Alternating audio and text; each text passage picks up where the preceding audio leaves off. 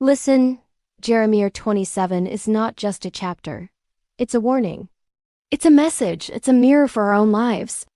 Because in this chapter, God does something that many people still don't understand today. He tells his people to submit, not to evil, but to his plan, even when his plan comes wrapped in something uncomfortable, something that looks like defeat.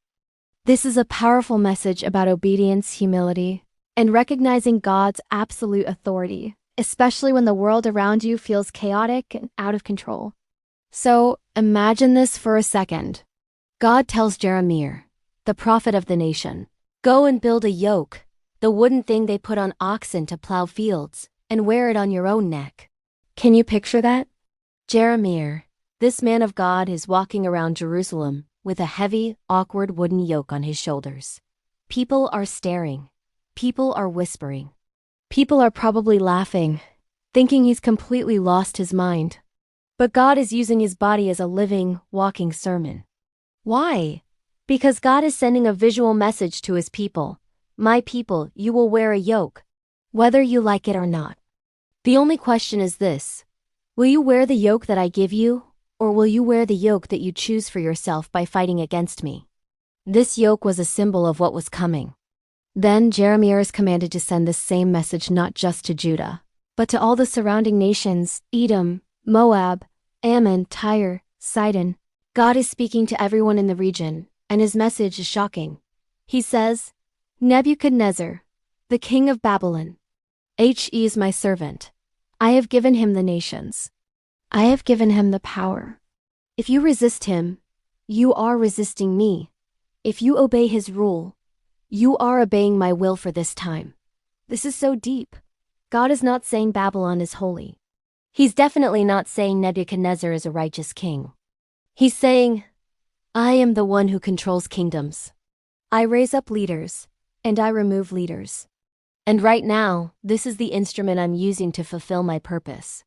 God is reminding them, and us, that he is still in charge, even when the person in power doesn't fit our idea of holiness or what a leader should look like.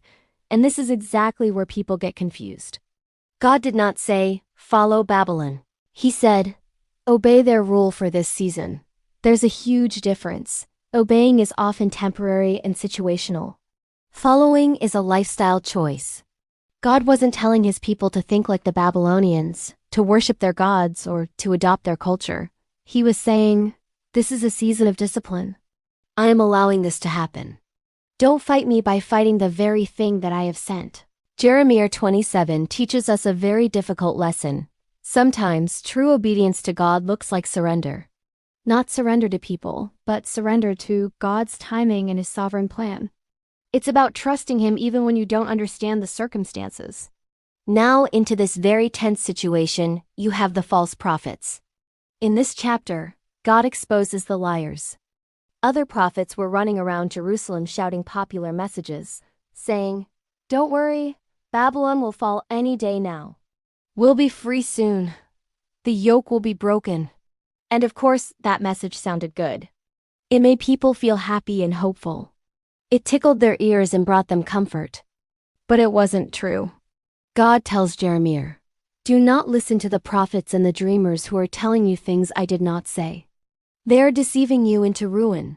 This shows us that sometimes the most dangerous message is the comforting one that directly contradicts God's clear warning. The people preferred lies that felt good over the truth that required discipline. And that's often how nations and individuals fall by rejecting correction. But what did God really want for his people? He wasn't trying to destroy them. He wasn't punishing them just for the sake of it. He wasn't humiliating them for fun. He was trying to save them. He told them plainly, if you submit to Babylon, you will live. You will stay on your land. But if you resist, you will die by the sword, famine, and plague.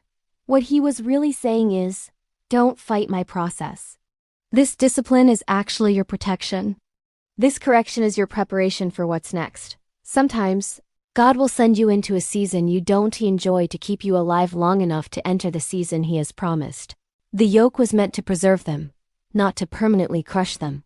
This story gets even more dramatic in the very next chapter, Jeremiah 28, which is directly connected. A prophet named Hananiah comes out of nowhere. In front of all the priests and the people, he grabs the wooden yoke from Jeremiah's neck and dramatically breaks it in two. Then he proclaims, "See, just as this yoke broke, God will break Babylon's power from our necks within 2 years." And the people cheer. They love that message. It's what they wanted to hear. But God gives Jeremiah a chilling response. He says, "Go and tell Hananiah this. You have broken a wooden yoke. But in its place, I will give the people an iron yoke." The meaning is unmistakable. If you reject my light correction, the correction only gets heavier. Disobedience never removes the yoke. It only upgrades it to something stronger and more unbearable. So what does this mean for us? Jeremiah 27 is not just ancient history. It's a powerful message for today. So many of us want God to bless us, but we don't want Him to correct us. We want freedom, but we don't want obedience. We want the promise, but we want to skip the process. We want deliverance, but we run from discipline.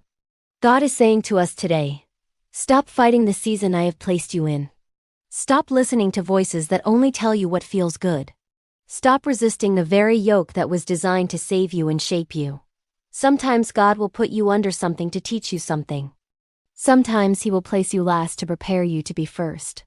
Sometimes He will allow pressure to protect you from total destruction. Jeremiah 27 is a stark reminder. Obeying God in a hard season is always better than disobeying Him in an easy one. Stay humble. Stay teachable.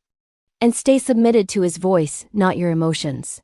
Because the yoke that God gives is always lighter than the one we create for ourselves through disobedience. Thanks for watching. Don't forget to like and subscribe for more.